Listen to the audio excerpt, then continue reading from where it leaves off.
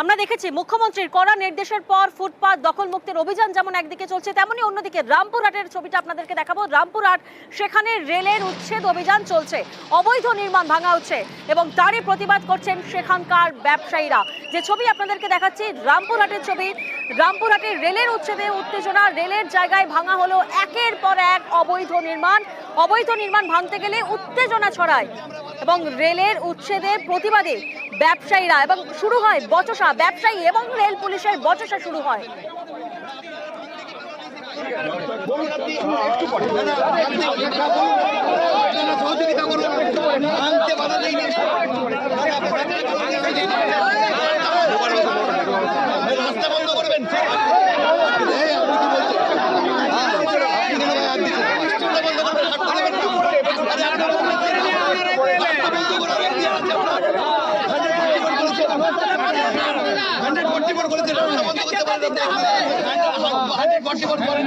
প্রতিনিধি অক্ষয় এই মুহূর্তে আমাদের সঙ্গে রয়েছেন। অক্ষয়, এই মুহূর্তে রামপুরহাটে যেমন ব্যবসায়ী এবং রেল পুলিশের মধ্যে বচসা চলছে, উচ্ছেদ অভিযান কি এখনো চলছে, কি পরিস্থিতি?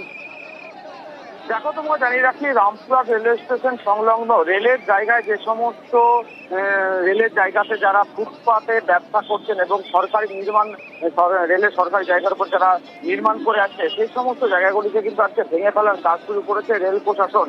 বিশাল রেল পুলিশ নিয়ে গিয়ে সকাল থেকে আজকে শুরু হয়েছে ভাঙার কাজ। তো পাল্টা প্রতিরোধ করার চেষ্টা করেন যারা ব্যবসায়ী আছে তারা। ব্যবসায়ীদের একাংশে যেটা মূলত অভিযোগ, রাজ্য সরকার ফুটপাত উচ্ছেদ করলেও বিকল্প ব্যবস্থার একটা আশ্বাস দেওয়া হয়েছে, তবে রেলের পক্ষ থেকে কোনো রকম বিকল্প ব্যবস্থার আশ্বাস না দিয়ে প্রতিটা দোকান ভেঙে দেওয়া হচ্ছে বুলডোজার দিয়ে। এমনকি ব্যবসায়ীদের সাথে রেল পুলিশের আজ সকালে বচসাও হয় এবং রেল পুলিশের বিরুদ্ধে যেটা অভিযোগ যে এই ভাঙার সময় একদম রাস্তা ব্লক করে ভাঙা হচ্ছে, এমনকি সাধারণ মানুষকেও সেই রাস্তা দিয়ে চলাচল করতে দেওয়া হচ্ছে না।